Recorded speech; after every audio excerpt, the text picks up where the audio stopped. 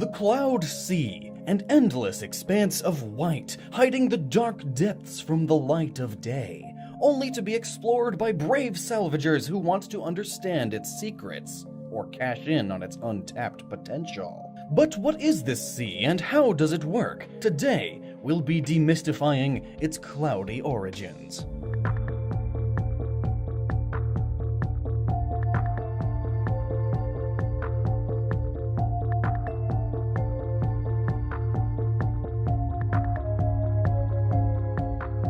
Xenoblade Chronicles 2 is a beautiful game, and I am obligated to say that Nintendo did give me a free copy of this game to make a video about it, so here I am making a video about it. But back to the landscapes, Xenoblade games have always astounded me in the world design aspect. This world is so full of rich details that it feels as if you are a part of the world, especially with the wiki being almost non-existent at our point of playing the game. We were definitely going into unknown territory. One of the coolest pieces of the world, and the one that we're going to be talking about today, is the Cloud Sea. This landmark part of the world can be seen from pretty much anywhere outdoors. In fact, I would say that the entire world is covered by these clouds. So first off, let's talk about these clouds. Are they in fact sitting on top of the sea, or is the sea just really dense clouds? For those of you who have played the game, this shouldn't come as a surprise, but there is water under the clouds. In the beginning, I thought maybe, just maybe, that the clouds are just super dense the further down you go, almost like water. I mean, clouds are just water, right? So technically, it could just be really dense, dirty clouds. But what makes clouds sit on top of water? Well, actually, technically speaking, they don't. Realistically, it's fog at this point. Fog is, extremely simplified, pretty much a cloud on the ground or touching the surface of the planet. I mean, if a cloud fell from the sky to the ground, we normally call it rain, not just ground clouds. But since they don't call it the fog sea, it could be that the Alrestians don't have a word like fog. But let's cover everything anyway. Fog is formed when local water evaporates or ice crystals are suspended in the air, and fog can be classified as a low-lying cloud, so we have some stable ground to say that it is still a cloud sea, and we do know that this isn't mist because there is a definition for this. It's only fog if you can't see 1 kilometer away from yourself. The word mist, then, is for lighter vision-impairing low-lying clouds, just so you know. So this is mist, and this is fog.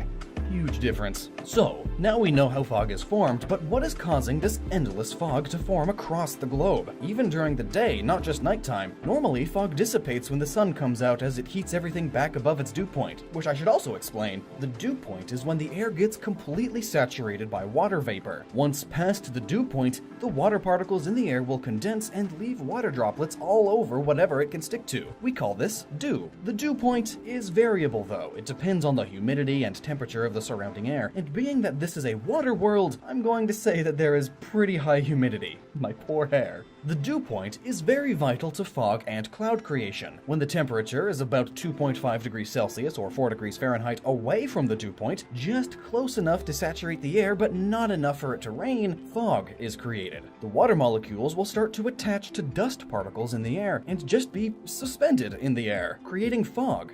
Fog is a fickle beast, and it requires a very precise list of prerequisites to be formed, and if one thing is just a bit off, nothing will happen. But thankfully, fog doesn't have just one list of precise things, it has millions of possible different combinations. But just to save us some time, we went ahead and looked up all of the millions of ways fog can be created, and we've narrowed it down to the few that could be conceivable as the reason for Alrest's fog cloud sea. First up is evaporation fog or steam fog. This fog occurs as water is evaporated because of the sun's heat, but the surrounding air system is still rather cold, creating a layer of dense fog in between. This is also normally in conjunction with radiation fog, which uses the sun's radiation to pull moisture from the ground, though this fog is normally created over land rather than water. So because we're dealing with a sea and Xenoblade's Cloud Sea is much more dense, steam fog is the most likely candidate. But unfortunately, steam fog and radiation fog both rely on the sun's heat to keep it there. But we see that the fog is just as dense during the day as at night, never really dissipating as it naturally should. Which leads us then to advection fog, another very strong candidate. Using warm, moist wind, the wind passes over a cool area, the ocean for existence, creating a temperature difference that is perfect for fog creation. And fun fact, this is the type of fog typically associated with the San Francisco Bay on our own Earth. One side effect of this fog is that the wind constantly moves this fog, and causes it to be rather fading as the wind will dissipate it eventually. But, then again, Xenoblade's oceans may have large geothermal activity that heats the water, creating the temperature difference we need. We'll get back to that later. But to speak more of this weird world, the Cloud Sea does experience tides, but only around a few titans like the Gormott and the more Ardean titans. Other titans like Uraya and Indol seem to float or fly above the sea, so the effects of the tide are more unnoticeable. Which leads me to believe that these titans actually do reach the bottom of the ocean with their legs. So let's just say that these titans for sure earned the name Titan. Egad.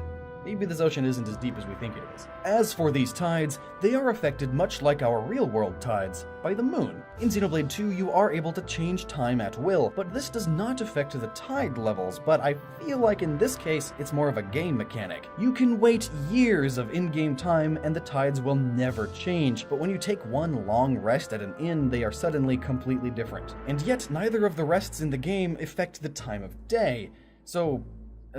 that's a gameplay mechanic for sure, not associated with lore. I mean, it is often alluded to that the tides change rather frequently, so the lore is solid. Normal tide patterns on Earth are about every 12 hours, give or take, depending on the moon's orbit. And in Xenoblade, we unfortunately don't have much information on how the Titans affect the tides in this situation. But being as massive as they are in this otherwise empty water world, their own gravity could certainly play at least some small role in them. And speaking of sparse information, the Cloud Sea is host to many sunken treasures from civilizations long forgotten, along with many dead titans and crashed ships. In addition to the treasure, there are many sea creatures that love to hide in chests. For fun, I guess. Pro tip, don't salvage until you get at least 2 people in your party. Those crabs just kept wrecking me. But let's talk about those crabs for a minute. In a sea that is constantly covered by clouds, I would take the wild guess and say that it would be rather dark under the water. Even during the opening cutscene, we see that Rex needs his flashlights, but there is also an unknown light source that's giving off this light blue hue, but I believe this to actually be part of some game design aspect. It's there to let you actually see what's going on and to look cool rather than be technically accurate. So besides this, it must otherwise be near pitch black once you start to get deep enough. This darkness then must create some truly terrifying creatures. Look at these weird jelly manta ray things, and we can see that the crabs are relatively unchanged, except for the whole bipedal crab king thing, and they are huge. There must be some geothermal activity in order to produce enough energy to allow such large aquatic life to live in this total darkness. That, along with the possibility that the aquatic life is flourishing due to the titans dying off at a much larger rate. Whenever dead whales fall into the midnight zone, a feeding frenzy occurs, and nothing edible is spared.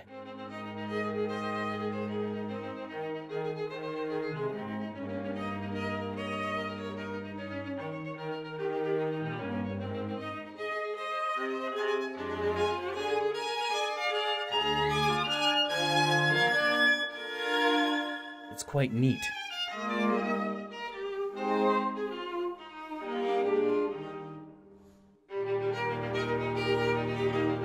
Anyway, we got sidetracked. So considering everything, the geothermal activity at the bottom of the ocean, keeping the water at least somewhat warm, but definitely causing warm water currents across the planet, and considering that there is nothing to disperse the wind on the planet aside from a few titans, it would be quite windy. Assuming the planet rotates, that is. Planet rotation causes wind, and, well, there is a day and night cycle, so yeah, the planet rotates, duh. So we have a warmish ocean and cold winds all across this water world, as well as the sun's warmth and radiation, and all of this comes together to create a temperature dynamic right on the surface, creating surface-only fog, or as the Alrestians call it, the Cloud Sea. Monolith Studios has done it again with Xenoblade Chronicles 2. They've created a wonderful world filled with rich details, along with an interesting story that really helps put the player in the good old JRPG mood. And a disclaimer, I have not completely beaten this game, as it's in JRPG, so it's gonna take me forever. So if you've played further than I and know something that I don't that would affect this theory, let me know down in the comments. And as always, Never stop using your noggin.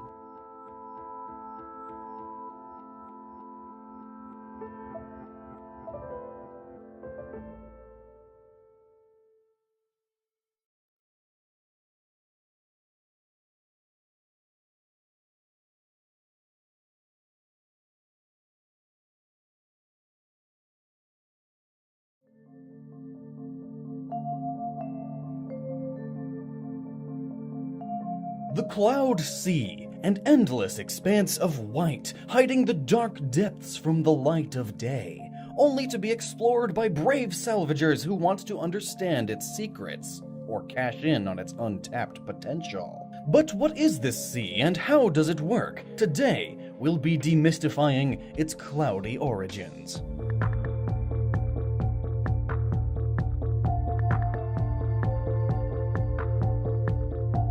Copy of this game to make a video about it, so here I am making a video about it. But back to the landscapes, Xenoblade games have always astounded me in the world design aspect. This world is so full of rich details that it feels as if